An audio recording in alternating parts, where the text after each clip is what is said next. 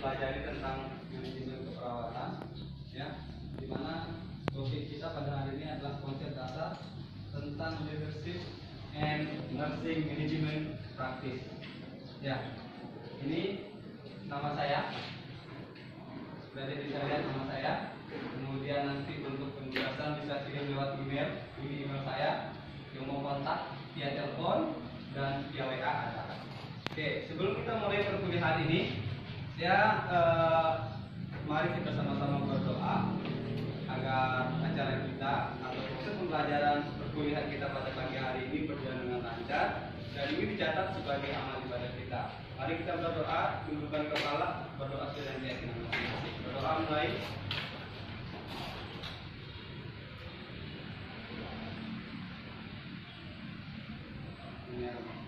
Oke, berdoa selesai. Kita mulai perkuliahan. Oke, perkuliahan untuk sekarang dosen-dosen harus dituntut mengajarnya seperti ini. Harus jelas apa yang menjadi capaian pembelajarannya.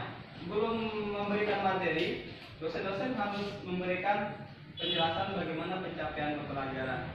Ini pencapaian pembelajaran prodi. Yang pertama adalah menguasai konsep dan prinsip manajemen keperawatan secara umum dan dalam mengelola asuhan keperawatan kepada klien di berbagai tatanan pelayanan kesehatan. Ya, kita tatanan pelayanan kesehatan kita tidak hanya di rumah sakit, bisa di poli kesehatan, bisa di polindes, bisa di puskesmas. Kemudian KU-nya, ya, mampu menyusun dan mengimplementasikan rencana nasional keperawatan dengan standar asuhan keperawatan. Oke, ini adalah CPMK. Karena ini adalah pertemuan pertama, kita akan berikan atau saya akan memberikan capaian pembelajaran lulusan, di mana pada pertemuan pertama ini kita akan membahas bagaimana mahasiswa mampu menjelaskan tentang konsep dasar leadership and nursing management practice. Oke, ini adalah sub CPMK 1, capaian pembelajaran mata kuliah pertama dari sisi pertemuan pertama kita.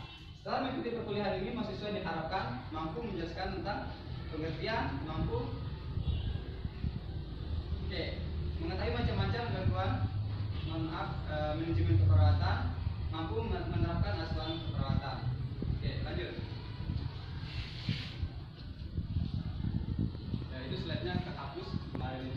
Saya lupa nanti. Kelihatan? Ya. Kelihatan nggak? Oke. Ada yang pernah dengar tentang leadership? Ada leader, ada leadership. Ada yang pernah dengar?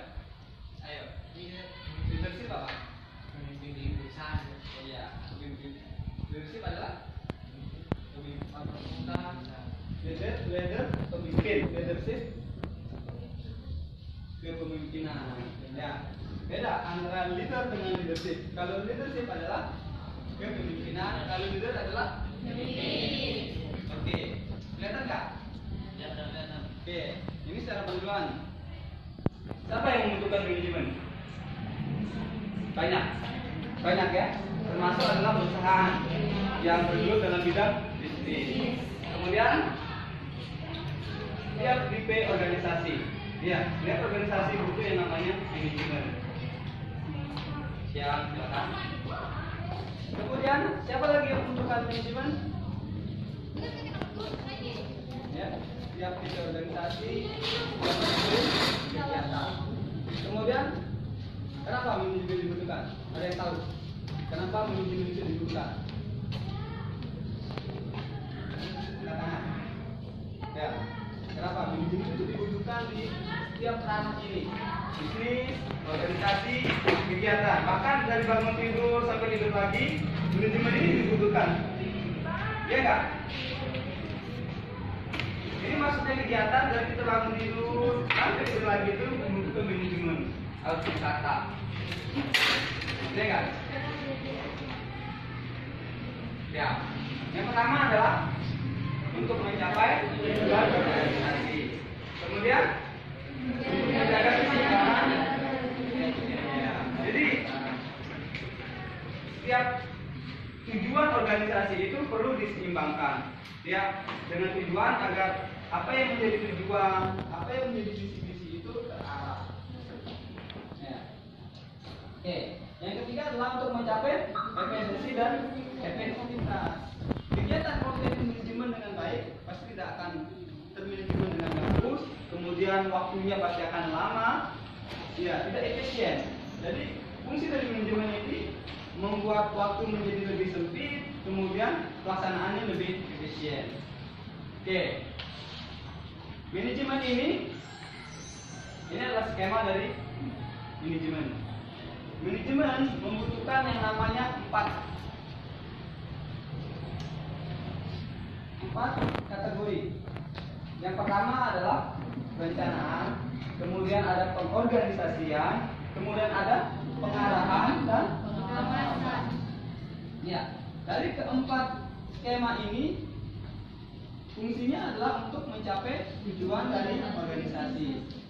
Ya, di mana dalam manajemen ini perlu adanya perencanaan. Apa yang perlu direncanakan dalam kita di organisasi itu ada visi misi. Ya, ada mutunya apa, ada filosofinya. Ya, perlu ada tujuannya. Untuk apa kita berorganisasi? Untuk apa kita mencapai suatu tujuan? Kemudian bagaimana pengorganisasiannya? Ya, bagaimana kita menetapkan siapa yang bertugas menjadi ketua, siapa yang bertugas menjadi sekretaris, bendahara, dan seterusnya.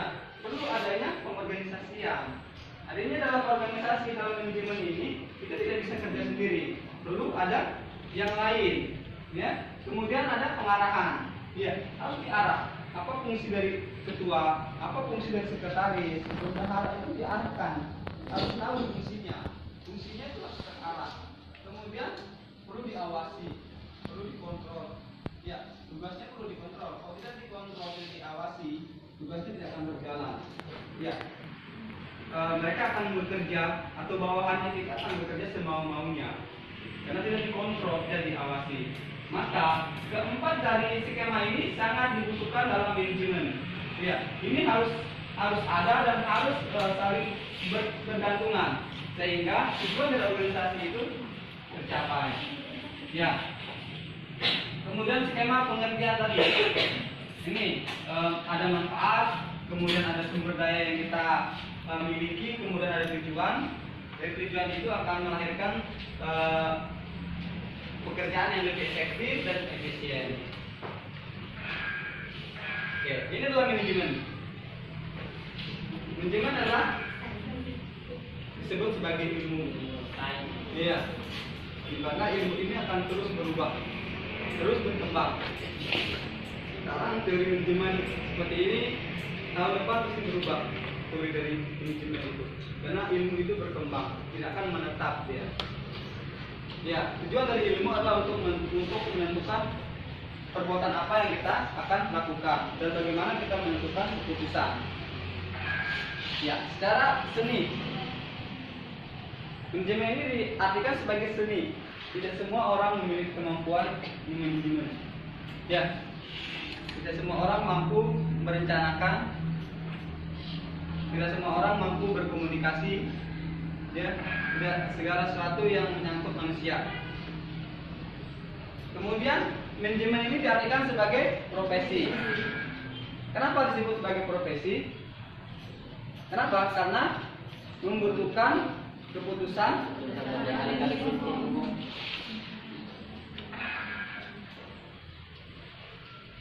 Oke. Ada yang tahu beda manajemen dengan manajer?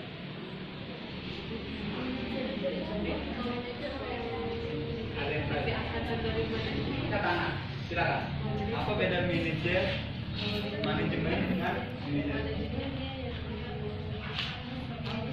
Katakan. Silakan. Ada yang tahu? Manajer, apa? Manajer. Manajer yang mengatur. Ya, manajemen.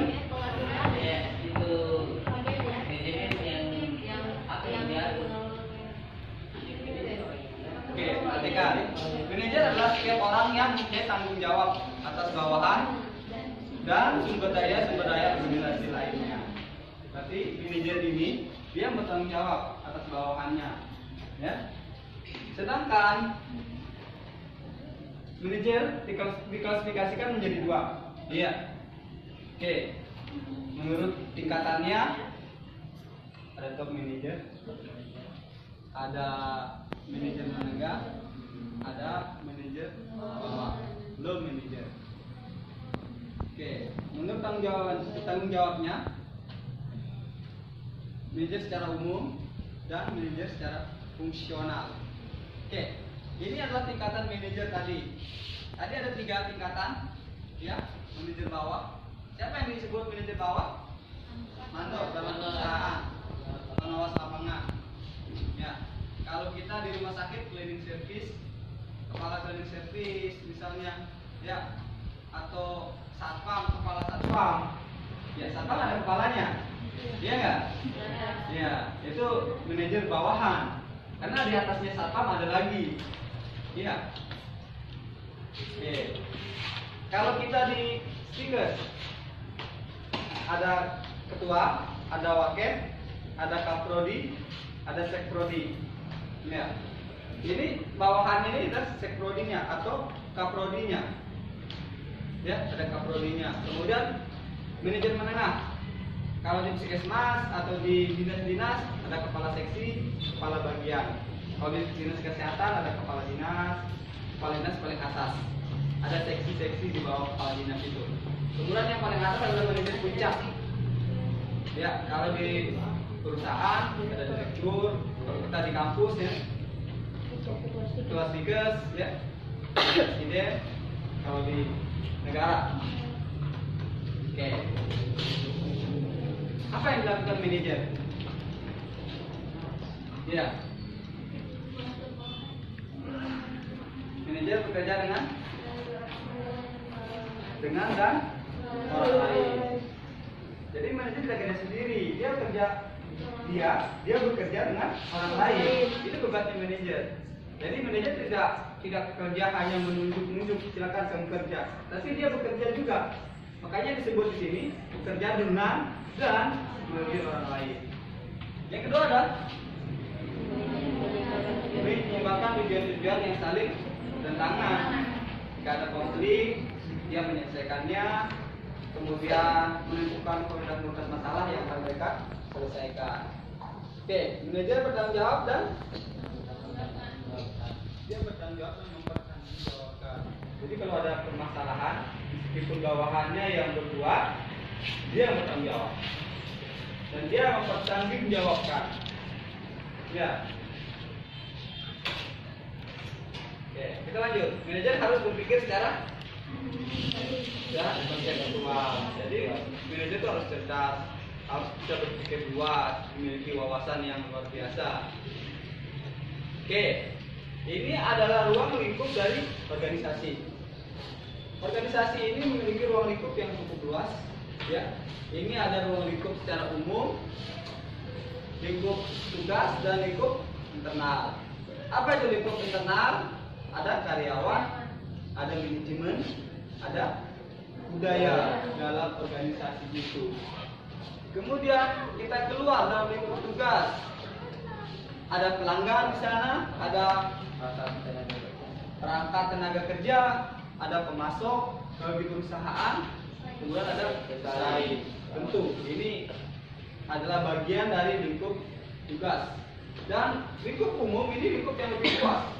Ada teknologi, ada sosial budaya, ekonomi, hukum, politik, dan internasional. Ini yang lingkup luar ini yang mempengaruhi secara umum dari lingkup internal itu sendiri. Oke. Kita lanjut. Ya. Ada yang baru leader tadi, leader dan oke, apa itu pemimpin, apa itu kepemimpinan? Ada yang tahu? Pemimpin. Apa pemimpin? Siapa pemimpin di sini? Ketua apa pengertian dari pemimpin? Kamu pemimpin kan? Kamu pemimpin. Coba definisikan kamu sebagai pemimpin. Pemimpin sebenarnya macam tadi dapat bertanggung jawab di Oke, good. Bagus sekali. Kalau kepemimpinan, Kepemimpinan. Sikap, cara, kemampuan. Kalau pemimpin adalah memiliki hidupnya. Orang yang memiliki kemampuan untuk mempengaruhi orang lain. Ya, kalau leadership adalah kemampuannya sendiri, sikapnya, keterampilannya sendiri sebagai seorang pemimpin. Makanya kepemimpinan itu disebut sebagai ilmu seni. Tidak semua orang menjadi pemimpin. Tidak semua orang pintar belum tentu bisa jadi pemimpin. Ya, perhatikan, Gigi Habibie, orang pintar, juga jadi pemimpin cuma sebentar. Ya, tidak selamanya. Bisa jadi pemimpin tapi tidak akan lama. Berapa lama beliau jadi presiden? Cuma sebentar. Dia tidak nyampe 1 tahun. Iya kan? Orang pintar sekali. Ya, bandingkan dengan Jokowi. Iya. Iya, bandingkan dengan Jokowi. Kalau dari segi intelektual, keilmuan, mana lebih pintar? Habibie. Iya kan? Tapi dari segi kemampuan leadershipnya, kemampuan dia memimpin, kita Jokowi, makanya dia bertahan lama. Gitu. Jadi itu makanya disebut adalah ilmu seni. Tidak semua orang bisa. Iya, tidak semua orang punya jiwa kepemimpinan. Sepintar apapun dia, belum tentu punya jiwa leadership itu sendiri. Ya, paham ya? Paham ya? Oke. Jadi konsep leadership itu dibagi menjadi 4. Ada namanya Stockdale, di mana proses yang mempengaruhi suatu aktivitas. Kemudian Gordon, dia mampu memberi contoh kepemimpinan. Patton, dia mampu berkomunikasi. Talbot, ya, pada intinya adalah dia mampu merubah konsep atau merubah satu kelompok agar dia mampu berfungsi dan berdaya guna. Jadi fungsi dalam konsep leadership ini adalah dia mampu mempengaruhi, mampu memberi contoh, mampu berkomunikasi, dan mampu merubah, mempengaruhi orang lain, mempengaruhi kelompok itu agar tercapai suatu tujuan, agar dia memiliki atau kelompok itu bisa dijelaskan, memiliki daya guna. Ya, itu leadership. Suatu kemampuan mempengaruhi, memberi contoh, mampu berkomunikasi. Pemimpin yang baik adalah pemimpin yang mampu berkomunikasi. Ya, mungkin kita sekarang mampu berkomunikasi nggak? Mampu, yang bisa kalian? Ada bisa mahasiswa? Pemimpin kita sekarang? Pemimpin kita, presiden kita? Mampu berkomunikasi nggak? Mampu. Artinya berkomunikasi secara jelas, komunikasi secara tegas. Mampu? Makanya dia bertahan selama 5 tahun ini. Iya. Oke, secara umum ini adalah pengertian dari leadership atau kepemimpinan. Adalah kemampuan untuk menginspirasi orang lain agar dapat bekerja sama dengan satu kelompok sehingga dicapai. Dan ini adalah pemimpin seseorang. Orang yang dapat ya. Dia adalah pemimpin. Ya, berarti wujud fisiknya itu orang itu sendiri. Oke. Kepemimpinan yang efektif harus memiliki 8 komponen ini.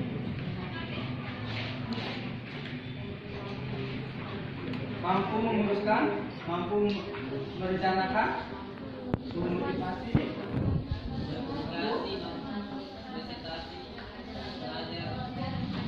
pemimpin. Ada nggak dalam dirimu? Dari delapan ini. Ada nggak? Dia kan pemimpin nih, pemimpin di kelas. Ya. Ada nggak 8 komponen ini dalam dirinya? Pembimbing kayaknya tidak. Coba, kalau dari 8 ini yang mana yang belum ada? Pembimbing. Dia pemimpin di sini. Dia di kelas ini adalah pemimpin tertinggi. Pembimbing, yang kurang pembimbing. Yang mana? Pembimbing. Memotivasi temannya. Ya. Sudah. Oke, saya mau tanya satu-satu. Kita punya pemimpin di sini. Kalian sama diri sendiri. Apa kekurangan pemimpinmu? Dari ke-8 itu Motivasi. belum mampu membimbing. Saya membimbing. Belum mampu membimbing. Apa kekurangannya? Belum mampu motivasi. Ambil jadikan motivasi, tanam dalam dirimu dan terapkan. Iya, ini masukan bukan kritik. Ya, jadikan masukan. Sebentar sekarang jadi ketua tingkat.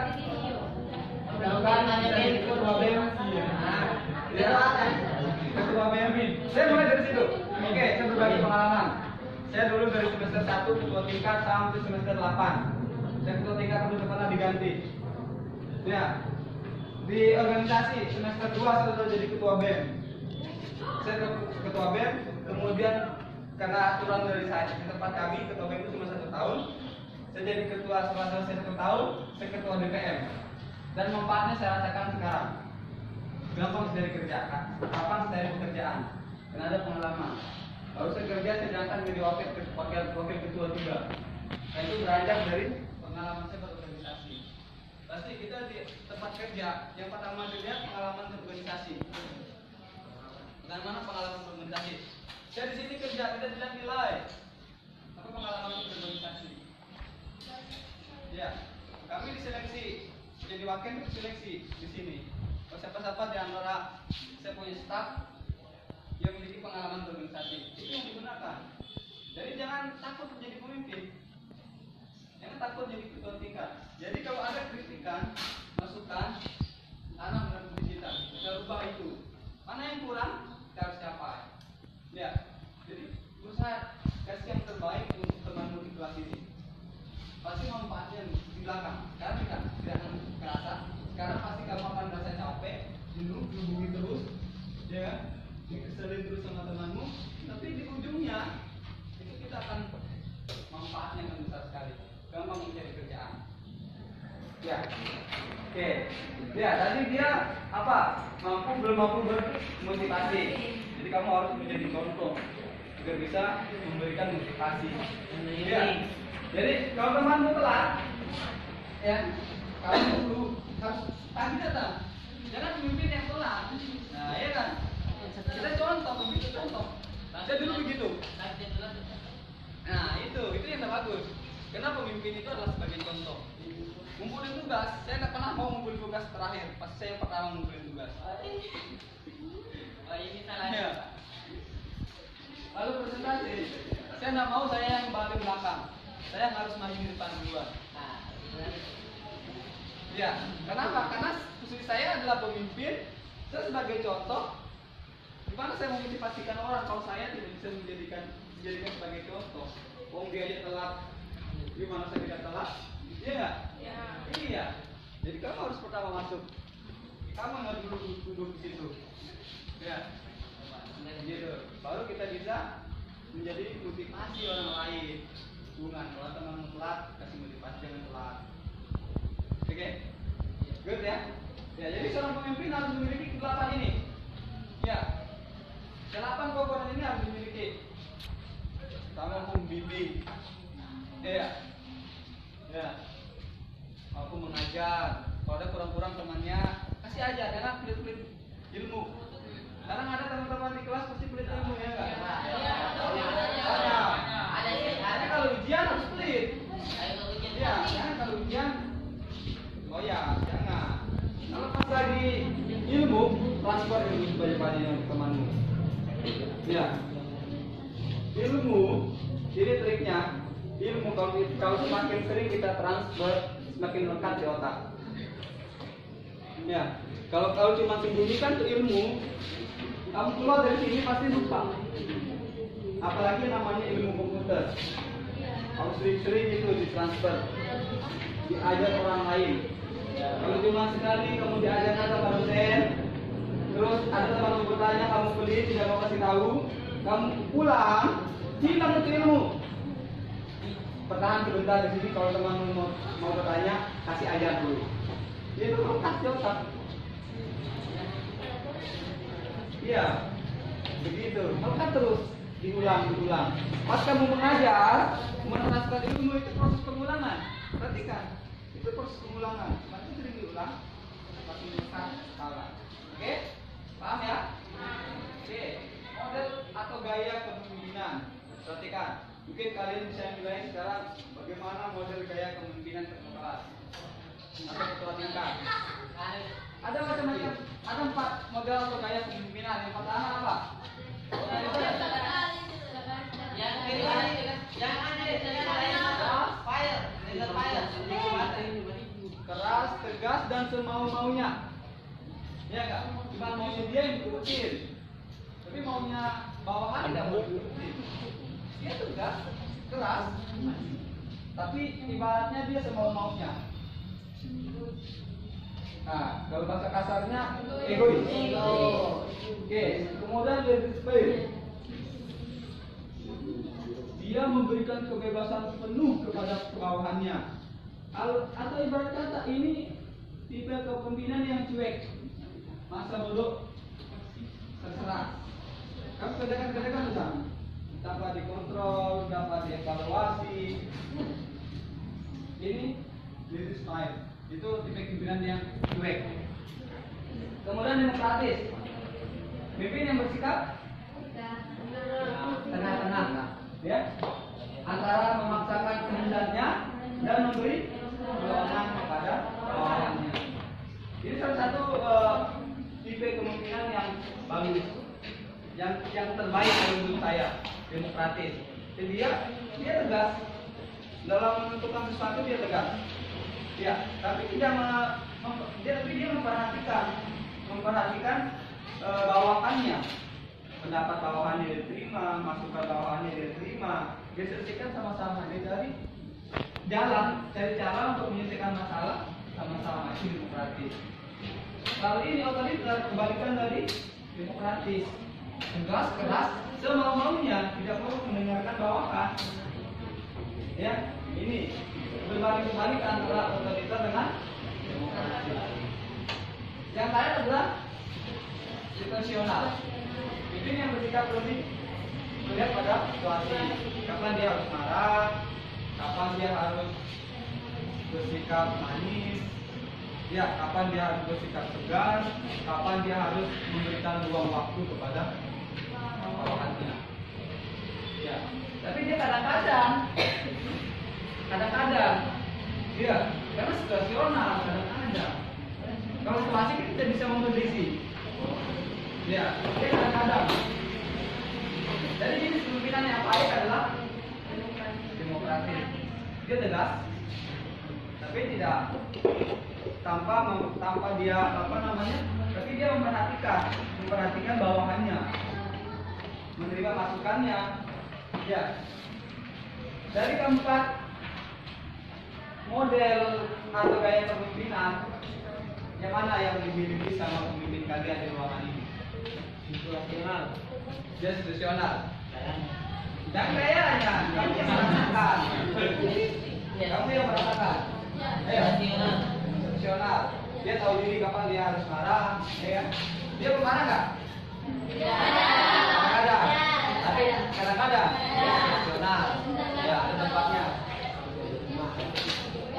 Nah, itu situasional. Artinya kapan dia harus tegas, kapan dia harus marah, ya kan? Oke, paham ya? Kita lanjut. Ya. Ya. Tadi kita membahas tentang pemimpin dengan kepemimpinan. Kalau sekarang Kepemimpinan dengan manajemen. ya.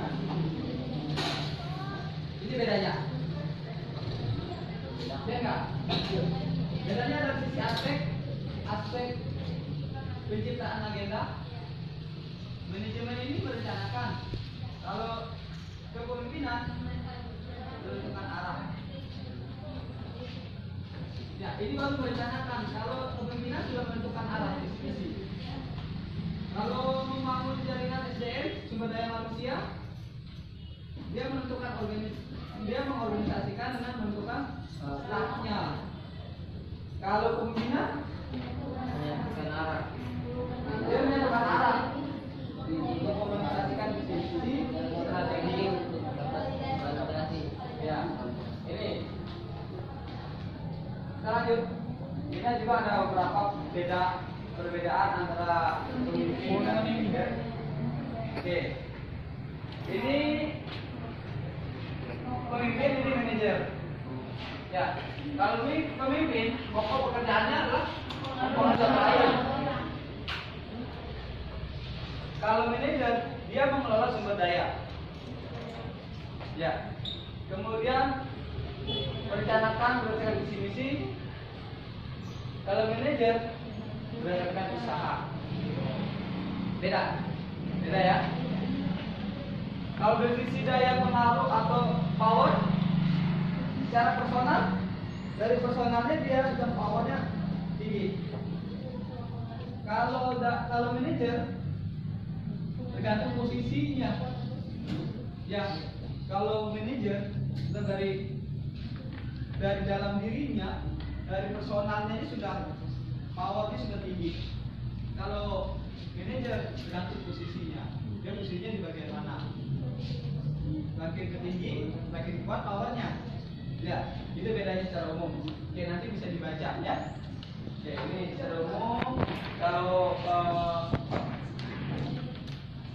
yang terakhir, ya, bagian yang terakhir, pemimpin melakukan Tekanan dari orang lain dan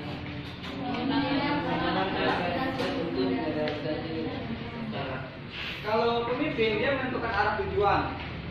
Kalau manajer menyusun anggaran. Beda ya? Oke. Leadership dan manajemen memiliki hubungan yang sinergis dan harus terintegrasi. Pemimpin pioner dan manajer yang efektif diperlukan dalam peralatan untuk dalam peralatan lain. Oke, ini 6 sifat pemimpin atau manajer yang terintegrasi. Harus terintegrasi ya. Berpikir jangka panjang. Ya, bagian sini berpikir jangka panjang ya. Ya, pemikirannya jangka panjang. Ya, tentukan sesuatu harus dilihat dulu dampaknya. Mengambil keputusan, jangan langsung ambil keputusan, tapi lihat dulu. Kalau saya berbuat seperti ini, bagaimana dampaknya ke depan? Itu gimana cara kita berpikir jangka panjang. Karena kita mengambil keputusan terlalu cepat, sehingga cepat juga kita mendapatkan dampaknya. Ya, harus pikir dulu. Sebelum mengambil keputusan, perhatikan bagaimana dampaknya ke depan. Kemudian melihat keluar organisasi yang lebih besar. Sekarang kita melihat dari sisi keuangan ini, pemimpin harus melihat bagaimana organisasi di BEM, bagaimana organisasi di stiker. Ya, semakin luas kita lihat bagaimana organisasi itu berkembang. Oke, harus mampu mempengaruhi orang lain. Ya, jadi tidak fisik saja. Di luar kelompok itu harus mampu dipengaruhi. Ya, menekan pada visi-misi, nilai, cerdik ya, harus cerdik dalam nilai situasi, berpikir dalam konteks perubahan dan kemajuan. Oke, sumber daya kemampuan kepemimpinan. Perhatikan, kamu bisa mengenai dirimu sendiri sebagai pemimpin. Sumber daya kekuatan kepemimpinan itu 15% dari peran. Sekarang peran sebagai pemimpin. Kemudian 35% dari rasa. Dan 50% dari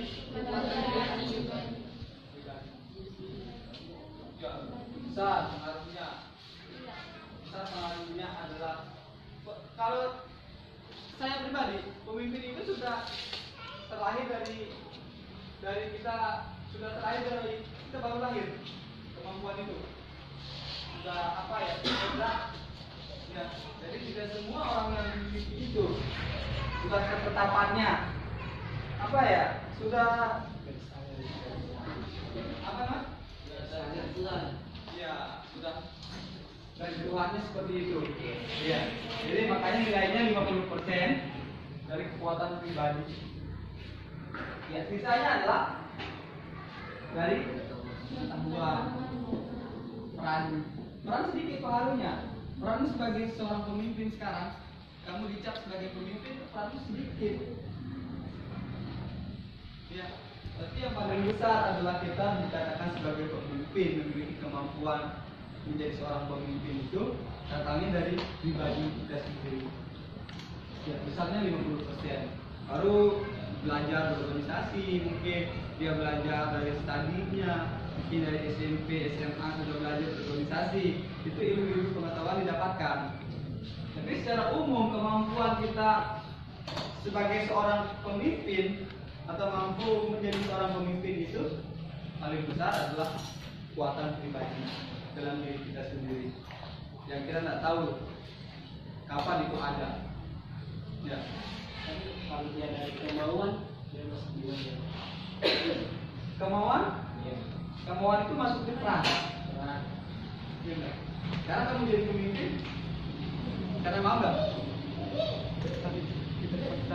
Iya, dipaksa nggak? Kamu sekarang jadi ketua kita? Iya, tidak. Iya. Antara paksa dengan mau dia. Iya kan? Karena awalnya dipaksa, tapi ujungnya malu kan? Iya, makanya kamu jadi seorang pemimpin. Karena peranmu adalah pemimpin, ya nggak? Kamu jadi pemimpin karena mau apa dipaksa? Dua karena mau kan pakai pemilihan, jadi mungkin dipercayakan kepada saya. Nah, itu berarti datang dari sekarang adalah fungsinya adalah di peran. Masuk ke peran. Ya. Ini kalau kemampuan pribadi ini kita tidak tahu kapan kita itu punya jiwa pemimpin itu bisa mempengaruhi orang lain. Sebenarnya apa dipelajari itu sudah ada, iya nggak? Muncul sendiri. Ilmu apa dibilangnya? Ilmu sudah tertanam. Iya. Oke, kita lanjut. Ini adalah literatur yang kami pakai pada mata kuliah ini. Ya, ini adalah referensinya. Oke, selanjutnya saya bagi jadi dua kelompok, kelompok 1, kelompok 2. Boleh menganalisa. Kita sama-sama menganalisa kelompok 1, kelompok 2. Ya, kasusnya seperti ini. Mas sebenarnya bekerja di Raja Bandara di ruangan anak sebuah rumah sakit ini. Anggap saja rumah sakit khusus. Jumlah perawatnya ada 11 orang. Kapasitas tempat tidurnya ada 20. Nurse B sering pindah sore dan malam. Dan jumlah pasiennya selalu full. Dan jumlah perawatnya jarak rumahnya 25 km sehingga ia sering terlambat dan tidak ikut peran jaga. Apalagi kalau hujan deras. Ini alasannya. Kadang kita alasannya tidak seperti ini. Sebenarnya ia sudah berusaha berkali-kali. Ya, sebenarnya ia sudah berapa kali ditegur oleh kepala ruangan dan dia juga sudah berupaya. Ya, kasusnya seperti itu. Apa aja sebutan? Ya, di rumah sakit X jumlah perawatnya cuma 11, di mana kapasitas tempat tidur di ruangan tempat dijaga itu adalah 30 bed. Dia biasanya dinas sore dengan dinas malam. Jumlah pasien yang selalu full, ya banyak sekali pasien. Jumlah perawatnya cuma 3 yang jaga. Nah, sekarang jalan rumahnya lumayan jauh ya, sekitar 25 km. Kemudian apalagi hujan deras. Si Burhan ini setelah ya, dan beberapa kali dia ditegur. Beberapa kali ditegur karena dia sering telat. Pertanyaannya adalah, jika ada seorang memiliki jiwa leadership, apa tindakan yang Anda lakukan pada Burhan? Jika ada seorang manajer, apa tindakan yang akan Anda lakukan? Beda ya? Beda ya? Ya, manajer. Ya, ini bedanya manajer sama pemimpin. Manajer berarti Ini manajer. Ini manajer Pak. Ini pemimpin. Ini pemimpin. Ini manajer. Oke, sekarang analisa kelompok 1. Pertanyaan sama. dua pertanyaan. Tapi pasti beda-beda argumennya kalian. Iya kak?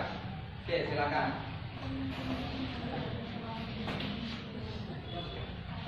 Ada tuan B, saya perawat. Ya. Di rumah sakit itu biasa full pasiennya. Bisa full, sedangkan paling dinas malam cuma 3 orang. Juga dia terlambat datangnya. Alasannya kata rumahnya jauh, kemudian hujan. Tapi sering terlambat karena alasannya rumah jauh. Nah, sekarang kamu sebagai pemimpin dimiliki juga kemungkinan apa yang tindakan yang kalian lakukan. Yang pertama, dia alasannya bagus, masuk akal. Ibu saya jauh, ya. Kemudian hujan. Tapi permasalahannya dia sering terlambat. Ya. Kalau sering bagaimana sekarang? Ya. Oke, kelompok 1, kelompok 2. Kelompok berapa dulu, silakan.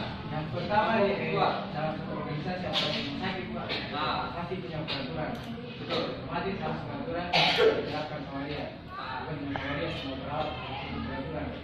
Dan kalau dia sudah ulang-ulang begitu, harus yang tindakan seperti peringatan pertama, kedua, sampai 3 sampai kedua. Ya. Berarti kesimpulannya adalah karena dia sering ini ya, kan sudah berkali-kali. Tapi pertanyaannya sudah berkali-kali. Kita tegur ya nggak? Ya. Sudah berapa kali tegur? Jadi apa tindakanmu? Tinggal ikut peraturan rumah sakit. Ya. Apalagi sekarang kamu pemimpin, kamu pemimpinnya. Ya. Berikan sanksi. Yang pertama ditegur, Kedua, kedengaran. SP1, SP2, SP3. Nah, sampai. Ya, kalau itu sebagai leader, ya, Dan manajemen itu. oke. Kalau leader, perhatikan, kalau leader itu mampu memotivasi tadi, Ya. mampu memotivasi. Waktu ada tindakan pertama, sebelum kita memecahkan, ada tindakan-tindakan yang Ternyata semacam manajemen Pak. yaitu manajemen. Karena manajemen itu dia arahnya lebih ke arah usaha. Iya, iya kak. Kalau dia lebih lurus, mungkin perusahaan, mungkin rumah sakit. Iya, beda, pasti beda. Pola pikir antara leadership dengan lanjut. Oke, Kalau menurut saya Pak, dari coba mungkin sedikit sama bedanya. Iya, perbedaannya Pak. Ya kalau perbedaannya untuk dari yang sebelah sini apa itu? Pemimpin. Untuk pemimpin saya ambil dari poin 1, pokok pekerjaan mempengaruhi orang. Jadi bagaimana caranya kita memberi masukan kepada dia supaya contohnya dengan rumahnya jauh kita tepat waktu, misalnya jam 8 masuk, kita kasih masukan jam setengah 8 sudah datang, baru cari masukan lah macam alasan hujan, lihat cuaca juga, kalau misalnya sudah mulai mendung ya, kalau misalnya sudah waktunya mau dinas, sudah waktunya. Terus kita pindah ke manajer. Untuk manajer saya ambil ke poin yang 11, ya, menegakkan aturan. Ya itu sama dengan sependapat dengan kelompok 2 yang menegakkan aturan. Di macam pertama kita memberi masukan tadi kan, kedua sudah mulai masih terulang dengan kesalahan yang sama, kita beri SP1, SP2, SP3 sampai dia bisa mencatat. Jelas ya bedanya ya? Iya. Kalau leader itu harus jangan langsung dipecat. Iya. Motivasi dulu ya. Iya enggak? Kasih motivasi dulu. Biasanya kalau manajer itu dia ke arah usaha. Jadi kalau dia tidak memenuhi aturan, itu BSPSP ya udah keluar. Cari pengganti yang lain daripada kita rugi. Itu konsepnya kalau manajer. Beda lagi kalau leadership jual pimpinan. Ya, dia cari solusinya dulu. Kalau sudah mentok dia ada solusi, ya baru dia ambil keputusan untuk memutuskan. Gitu ya? Jelas? Oke. Ada pertanyaan? Ada pertanyaan? Tidak ada? Kita cukupkan perkuliahan kita pada pagi hari ini. Tidak ada lagi? Sudah jelas ya? Jelas sekali ya. Oke, terima kasih banyak karena materi yang sudah sampaikan sudah selesai dan tidak ada lagi pertanyaan dari teman-teman. Mudah-mudahan ilmu yang kita cari pada pagi hari ini bermanfaat untuk kita semua, ya. Kemudian sebelum saya tutup, saya mohon maaf apabila ada salah-salah kata. Ya, sampai ketemu lagi untuk pertemuan yang kedua pada mata kuliah manajemen keperawatan. Ya, terima kasih sudah aktif, semuanya sudah sangat aktif. Mudah-mudahan lagi untuk ke depan lebih ditingkatkan lagi. Oke? Oke. Tadi kita awal dengan doa, sekarang kita tutup dengan doa. Mari kita sama-sama berdoa dengan keyakinan kita masing-masing untuk mendapatkan keberkahan dari ilmu yang kita cari pada pagi hari ini. Berdoa mulai.